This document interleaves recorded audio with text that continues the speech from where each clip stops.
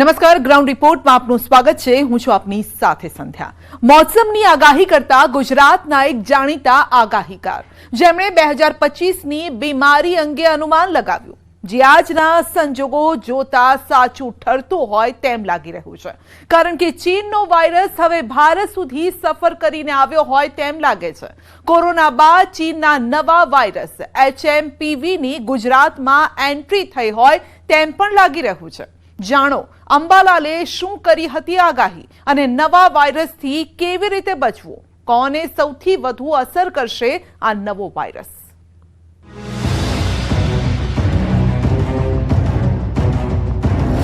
News 18 Gujarati પર 2025ની સૌથી મોટી આગાહી। 2025માં શનિ રાહુ આવે છે। રાહુ જે છે એ અગમ્ય રોગની ઉદ્બોધ કરે છે, એટલે રાહુનું વર્ષ હોય ત્યારે ખાસ નવીન પ્રકારના જે રોગો આવે છે એ આપણે સાચવવું રહ્યું। અંબાલાલે આપી હતી ચેતવણી। જૈવિક વિષાણુઓ ભિન્ન દેશો બનાવતા હોય છે, એટલે જૈવિક વિષાણુઓ જે છે એની લેબોરેટરીમાંથી છૂટા ન થઈ જાય એ જોવાનું રહેશે, અથવા તો કોઈ પણ કારણસર એમાં લીક ના થઈ જાય એ જોવાનું રહેશે। શું ખરેખર સાચી ઠરી અંબાલાલની વાણી?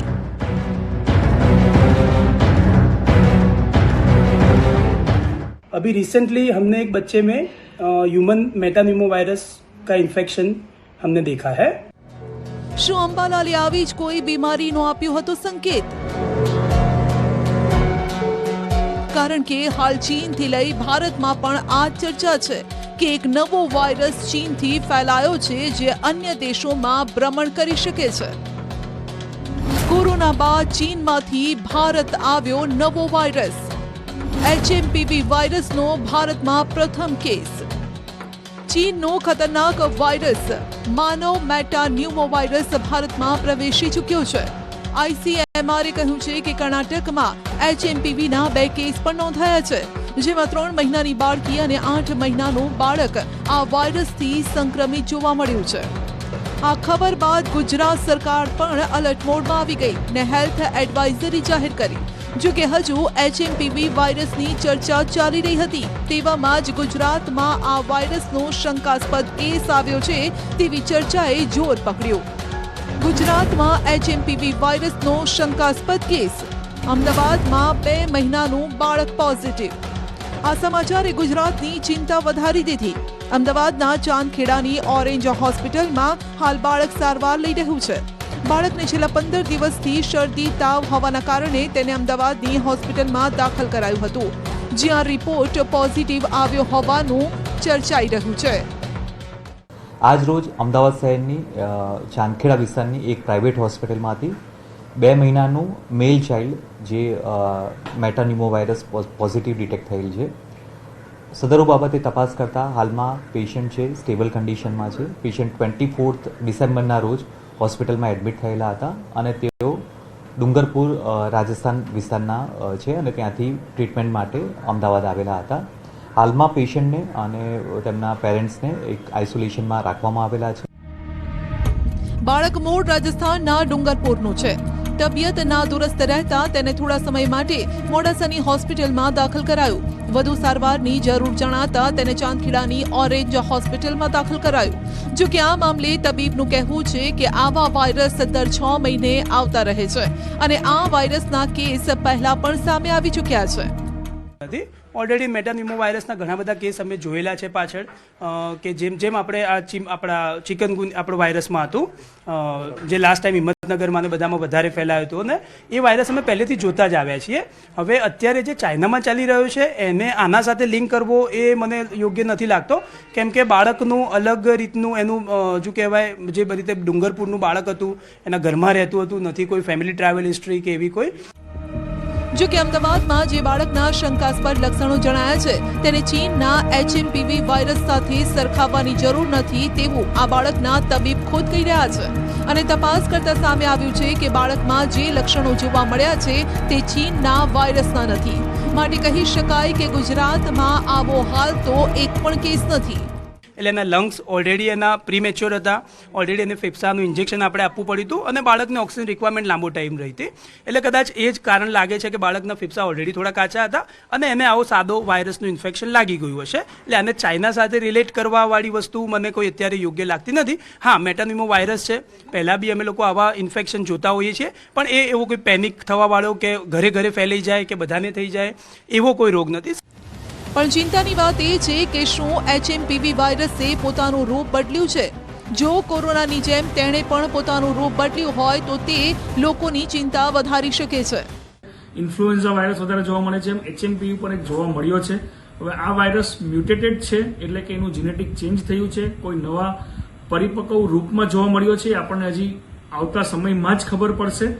આ વાયરસને કારણે સિમ્પલ નિમોનિયામાં જેમ થાય, શરદી, ખાંસી, તાવ આવો, છાતીમાં દુખો, કફ થાય, એવા જ લક્ષણો જોવામાં મળે છે. જો આવા કોઈ આપણે લક્ષણો હોય તો આપ નજીકના ડોક્ટરની સલાહ લો. ગભરાવાની કે ચિંતા કરવાની બિલકુલ જરૂર નથી. ત્યારે જાણીએ કે માનવ મેટાનિમો વાયરસ શું છે. આ વાયરસ એક શ્વસન વાયરસ છે જે ખાસ કરીને શિયાળાની ઋતુમાં પ્રસરતો હોય છે, જેમાં શરદી, ઉધરસ, તાવ જેવા લક્ષણો જોવા મળે છે. આ વાયરસ વૃદ્ધો અને બાળકોમાં ઝડપથી ફેલાય છે. ત્યારે પરિસ્થિતિ જોતા રાજ્ય સરકારે તુરંત જ એડવાઇઝરી બહાર પાડી લોકોને સાવચેત રહેવા સૂચન કર્યું છે, કારણ કે HMPVના લક્ષણો કોરોના જેવા જ છે.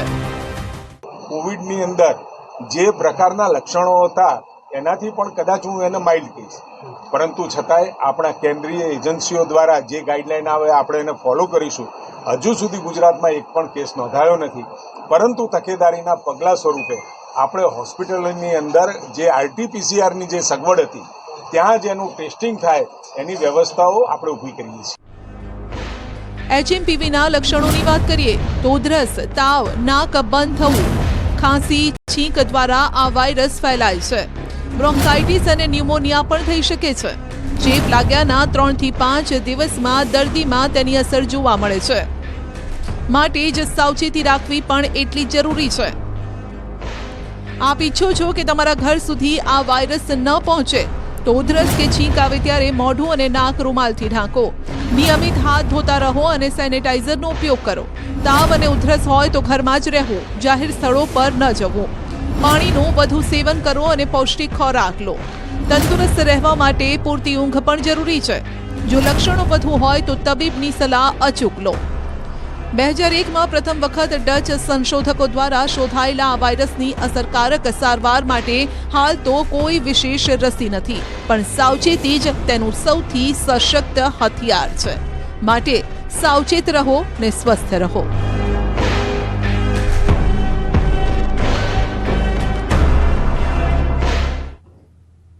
ફરી ધણધણ્યું છે પાટીદાર અનામત આંદોલનનું ભૂત. નિરમા ઇન્ડસ્ટ્રીના ચેરમેન કરશન પટેલના એક નિવેદનથી આંદોલનમાં ભાગ લેનાર પાટીદાર નેતાઓ લાલઘૂમ થયા.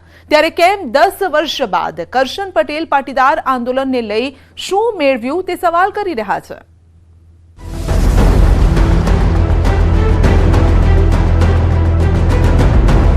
અનામત આંદોલનથી પાટીદારોને શું મળ્યું? અનામત આંદોલન થયું, ખ્યાલ હોય તો પાટીદારો જ કરનારા હતા. એમાં શું મળ્યું? 10 વર્ષ બાદ કેમ આંદોલનને લઈને સવાલ. 10 વર્ષ પછી ફાયદા ગેરફાયદાની જે વાત કરતા હોય ને એને જ ઉદ્યોગપતિ કહેવાય. રાજકીય રોટલા શેકવા માટે આંદોલન. અને જેમ મેં આંદોલન કર્યું હતું એમને એમનો રાજકીય રોટલો શેકી ખાધો. કરશનદાદા તરફથી જે કંઈ નિવેદન આપવામાં આવ્યું છે એ રાજકીય સરકારને વાલા થવાનું હોય એવું ઉદ્યોગપતિ તરીકે એનું નિવેદન છે. આંદોલન આનંદીબેનને હટાવવાનું કાવતરું. પાટીદારની છોકરી અને એ બી લેવા પાટીદારની છોકરી CM તરીકે હતી, એને જવું પડ્યું. તો ખરેખર આ આંદોલન અનામતનું હતું કે કોઈને કાઢવાનું હતું? કરશનભાઈ જેવા અનેક આગેવાનો એવા છે કે જે 10, 15, 20 દાડા થાય એટલે સમાજને લેવા કડવાના ભાગોમાં વહેંચતા હોય છે. કેમ કે જો પાટીદાર સમાજ એક થઈ જાય તો આવા આગેવાનોનો મોભો જળવાય નહીં ને. એટલા માટે થઈને વારંવાર નિવેદનબાજી કરીને સમાજના ભાગલા પાડવાનું કામ કરે છે, સમાજને લેવા કળવામાં વેચવાનું કામ કરે છે. અને હું અનેક યુવાનોને કહું છું કે જે યુવાનોએ આ યોજનાઓના કારણે સરકારી નોકરી મેળવી હોય, સરકારી શિક્ષણમાં એમને રાહત થઈ હોય, તો આવા યુવાનોએ આવા આગેવાનોની વિરુદ્ધમાં બોલવું જોઈએ. કેમ કે આગેવાનો સમાજના હિતેચ્છુ નહીં હોતા, માત્ર સમાજના ભાગ કેમ પડે એની ચિંતા કરતા હોય. પાટીદાર અનામત આંદોલનને 10 વર્ષ જેટલો સમય વીતી ગયો. જ્યારે આંદોલન ચરમસીમા પર હતું ત્યારે દેશ અને રાજ્યમાં ખૂબ ચર્ચામાં હતું, પણ 10 વર્ષ બાદ પણ હવે આ આંદોલન ચર્ચામાં આવ્યું છે. રાજ્યના જાણીતા ઉદ્યોગપતિ કરશન પટેલના એક સ્ફોટક નિવેદને આ આંદોલનને લઈ પાટીદાર સમાજમાં વિવાદનો પલીતો ચાંપ્યો છે. શાંત થયેલું પાટીદાર અનામત આંદોલન ગુજરાતના રાજકારણમાં ફરી ચર્ચામાં આવ્યું છે. પાટણના એક કાર્યક્રમમાં ઉદ્યોગપતિ કરશનભાઈ પટેલે અનામત મુદ્દે નિવેદન આપ્યું. ગુજરાતમાં નવું રાજકારણ શરૂ થઈ ગયું. કરશન પટેલે નામ લીધા વિના હાર્દિક પટેલ સહિતના આંદોલનના નેતાઓ પર આડકતરા પ્રહાર કર્યા. અનામત આંદોલન થયું ખ્યાલ હોય તો પાટીદારો જ કરનારા હતા. એમાં શું મળ્યું? કશું નહીં. આપણા યુવાનો શહીદ થયા અને જેમણે આંદોલન કર્યું હતું એમને એમનો રાજકીય રોટલો શેકી ખાધો. ડોક્ટર કરશન પટેલના આ નિવેદનથી પાટીદાર નેતાઓમાં ખળભળાટ મચી ગયો. કરશન પટેલ પર શાબ્દિક પ્રહાર શરૂ થયા. અનામત આંદોલનથી શું મળ્યું તે પાટીદાર નેતાઓએ કરશન પટેલને ગણાવી પણ દીધું. અને પાટીદાર અનામત આંદોલન એ સમાજના નબળા વર્ગો માટે હતું. પાટીદાર અનામત આંદોલનના કારણે 10% EBC નો લાભ થયો, 1000 કરોડ સ્વાવલંબન યોજના મળી અને બિન અનામત આયોગ અને નિગમ મળ્યું. અને આ યોજનાઓના કારણે છેલ્લા 3-4 વર્ષમાં ગુજરાતના હજારો યુવાનોએ સરકારી નોકરીમાં અને શિક્ષણમાં લાભ લીધો છે. અને આ આંદોલન ખાલી પાટીદાર સમાજ માટે નહોતું. આ આંદોલન ભલે પાટીદાર સમાજોએ કર્યું, પરંતુ લાભ બ્રાહ્મણ સમાજને, રાજપૂત સમાજને, લોહાણા સમાજને, સ્વાની સમાજ, આવા 50 સમાજ છે જેને અનામતનો લાભ નહોતો મળતો. પણ આ આંદોલન થયું ને એના કારણે વિવિધ યોજનાઓ બની, એટલે દરેક સમાજને એનો લાભ મળતો થયો. પાટીદાર સમાજ સહિત અન્ય જે બિન અનામત સમાજના સમાજો હતા એને આયોગ મળ્યું, એને 10% EBC અનામત મળી. અને એના કરતાં પણ પાટીદાર સમાજના યુવાનોને નેતૃત્વ મળ્યું. પાટીદાર સમાજના યુવાનોને અન્યાયની સામે લડવાની તાકાત મળી. અને પાટીદાર સમાજના ઘણા બધા લોકો આંદોલનથી રાજકારણની અંદર આવે ને ધારાસભ્ય પણ બન્યા. વિપરીત વાતો છે અને અવળી ઉંમરે સન્માનનીય અને સમાજની અગ્રગણ્ય વ્યક્તિને ઘણી બધી સંસ્થાઓમાં ટ્રસ્ટી પદે રહેલી વ્યક્તિ આવું નિવેદન કરે તો સ્વાભાવિક લોકોને આશ્ચર્ય થાય. અને અમને તો એનાથી સાથે દુઃખ પણ થયું છે કે સન્માનનીય વ્યક્તિના મોઢે આ વાત ન હોવી જોઈએ. અનામત આંદોલનથી આજે EWSના લાભો મળી રહ્યા છે, 10% અનામત મળી રહી છે, યુવા સ્વાવલંબન યોજનાના લાભો મળી રહ્યા છે, બિન અનામત આયોગ બની રહ્યું છે. અને સમાજના કોઈ ઉદ્યોગપતિ 2-5 હજાર કરોડ રૂપિયા વાપરતા નથી, ત્યારે દર વર્ષે 2-5 હજાર કરોડ રૂપિયાના લાભો મળી રહ્યા છે માત્ર ને માત્ર અનામત આંદોલનના કારણે છે. તો પાટીદાર અનામત આંદોલનના સમયે પ્રથમ મહિલા મુખ્યમંત્રી આનંદીબેન પટેલને ખુરશી ગુમાવવી પડી. કરશન પટેલે આ મુદ્દો પણ પોતાના નિવેદનમાં ઉછાળ્યો. સવાલ કર્યો કે આ આંદોલન અનામતનું હતું કે કોઈને કાઢવાનું. જો કે કરશન પટેલ આટલા વર્ષ પછી કેમ આંદોલનને લઈ આનંદીબહેનને હટાવવાને લઈને બોલી રહ્યા છે તે મુદ્દે પાટીદાર નેતાઓએ સવાલ ઉઠાવ્યા. આ મામલો ઉત્તર ગુજરાતથી લઈ છેક સૌરાષ્ટ્ર સુધી પહોંચ્યો. પાટીદારની છોકરી અને એ બી લેવા પાટીદારની છોકરી CM તરીકે હતી, એને જવું પડ્યું. તો ખરેખર આ આંદોલન અનામતનું હતું કે કોઈને કાઢવાનું હતું? કે પાટીદાર અનામત આંદોલન 2015ની અંદર થયું અને કદાચ પાટીદાર અનામત આંદોલનના લીધે આનંદીબેનને CM પદેથી હટાવાયા તો શું એ વખતે તમને ખબર નહોતી? જો તમારામાં પાટીદારની વાત કરવાની તેવડ હોય અથવા પાટીદારની વાત અત્યારે તમે 10 વર્ષ પછી જે કરી રહ્યા છો એ તમે એવું કહો છો કે હું કોઈનાથી ડરતો નથી અને સાચી વાત કહેવાની સરદાર પટેલે વાત કરી કે સાચી વાત કહેવાની હિંમત રાખો, તો તમારે એ વખતે બોલવું હતું. મુખ્યમંત્રી હતી એ ક્યાંક એમની સંકુચિતતા દેખાય છે.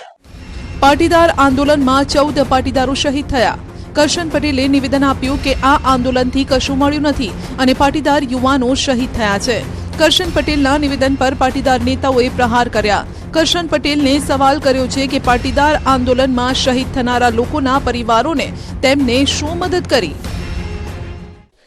તો શું કરશનભાઈ પટેલે એક પણ પાટીદાર સમાજના દીકરા દીકરીને કોઈ મદદ કરી? એમની પાસે આવડી મોટી યુનિવર્સિટી છે, આટલી મોટી ઇન્ડસ્ટ્રી છે.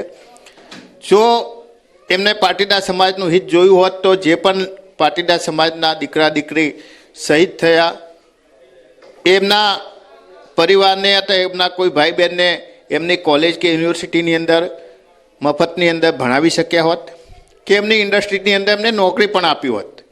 એટલે માત્ર વાતો કરવાથી કંઈ થતું નથી અને અત્યારે 10 વર્ષ પછી આવી વાત કરવી એ યોગ્ય નથી. કદાચ ઉંમરની અસર હોય.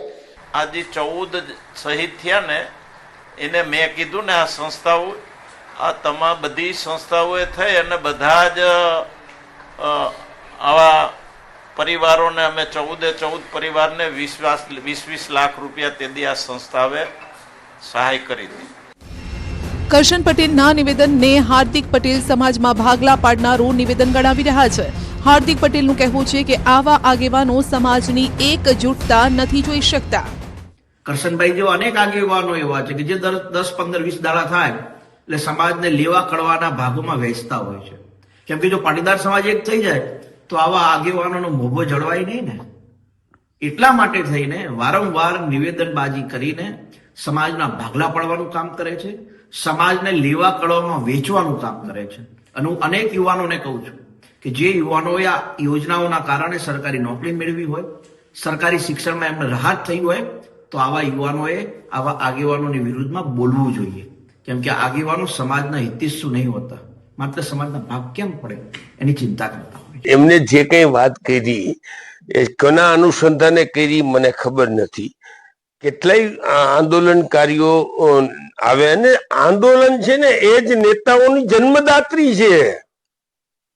આંદોલન ન થયું હોત તો કઈ આ બધા સ્વતંત્ર આંદોલનકારીઓ જ જે તે સમયે આંદોલનમાં હતા અને આસામની અંદર આંદોલન થયું તો એ આંદોલનકારીઓની જ આખી સરકાર બની હતી. એટલે નવા નેતાઓને જન્મ આપવા માટે આંદોલન થયું હતું. આંદોલન ગમે તે આંદોલન, પાટીદાર આંદોલન એક નહીં, કોઈ પણ આંદોલન છે ને જન્મદાત્રી.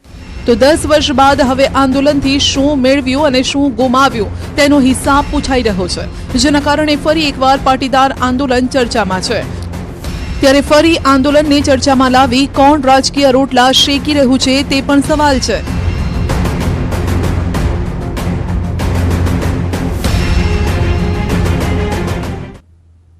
કોઈ બોરવેલમાં બાળક કે બાળકી પડી હોય તેના સમાચાર તો દેશભરમાંથી આવતા હોય છે, પરંતુ કચ્છના એક ગામમાં 18 વર્ષીય યુવતી બોરવેલમાં પડી ગઈ.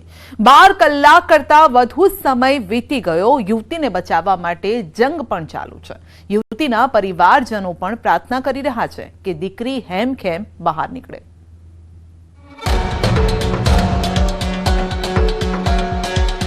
બોરવેલમાં ફસાઈ યુવતી. કમાડનું ખોલ્યું ત્યારે બોરમાંથી અવાજ આવ્યો કે મને બચાવો બચાવો. 500 ફૂટ ઊંડા બોરવેલમાં યુવતી ફસાઈ. અંદાજિત 500 ફૂટના ઊંડાઈમાં યુવતી લોકેટ કરી શકાય છે આપણે. 500 ફૂટ ઊંડે યુવતી કેમેરામાં કેદ. સતત ચાલુ છે ઓક્સિજન સપ્લાય. ઇન્દિરાને બચાવવા ઓપરેશન જિંદગી. શું થશે ચમત્કાર?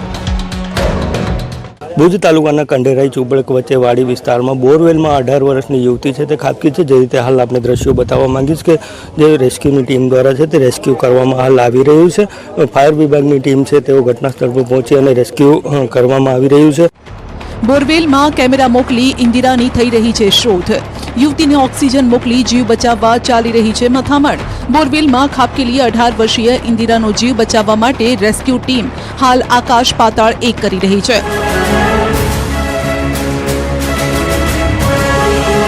ભુજથી 25 કિલોમીટર દૂર આવેલા કંઠેરાઈ ગામમાં બચાવ ટીમના ધાડે ધાડા ઉતારી દેવાયા છે।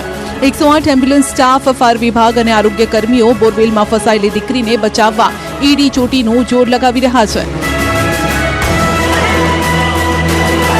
ઇન્દિરા નામની આ યુવતી સવારે 6 વાગ્યાની આસપાસ 1 ફૂટ જેટલી પહોળાઈ ધરાવતા બોરવેલમાં ખાબકી। યુવતી થોડા સમય દેખાતા નહીં ખેત મજૂરી કરતા તેના પરિવારજનોએ યુવતીની શોધખોળ શરૂ કરી અને ત્યારે બોરવેલમાંથી બચાવો બચાવોની બૂમો સંભળાઈ। પરિવારે તુરત જ યુવતીને બહાર કાઢવા મથામણ કરી, પરંતુ 500 ફૂટ ઊંડા બોરવેલમાંથી યુવતીને બહાર કાઢવી તેમના ગજાની વાત ન હતી। ત્યારબાદ તંત્રને જાણ કરવામાં આવી। યુવતીનો પરિવાર સતત પ્રાર્થના કરતો રહ્યો કે તેમની દીકરી હેમખેમ બહાર આવી જાય। એક બાથરૂમ કરી ને રૂમમાં લઈ ગઈ, એક સંડાસમાં ગઈ। એના પછી 5:30 વાગે હું ઊભો થયો ત્યારે મેં એને કીધું કે ઇન્દ્રા ક્યાં? તો ઇન્દ્રા બાથરૂમ ગઈ।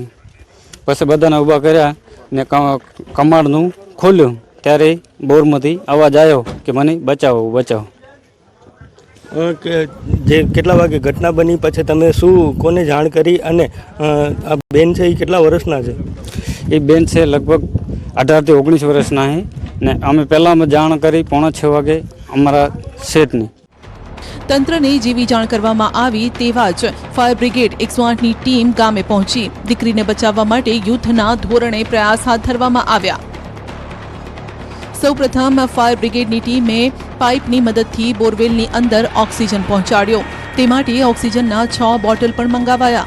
બોરવેલની અંદર પાઇપની મદદથી કેમેરા પણ ઉતારાયો। યુવતીની શું સ્થિતિ છે તે જાણવાનો સતત પ્રયાસ ચાલુ છે। ભુજ તાલુકાના કંઠેરાઈ ગામે આજે વહેલી પરોઢે 5 વાગ્યાના અરસામાં બોરવેલમાં યુવતી ખાબકી હોવાની ઘટના છે તે સામે આવી છે। હું આપને હાલ સીધા દ્રશ્યો બતાવવાનો પ્રયત્ન કરીશ કે ભુજ તાલુકાનું જે આ કંઠેરાઈ ગામ છે ત્યાં પાસે વહેલી સવારે 5 થી 6ની વચમાં એક યુવતી છે તે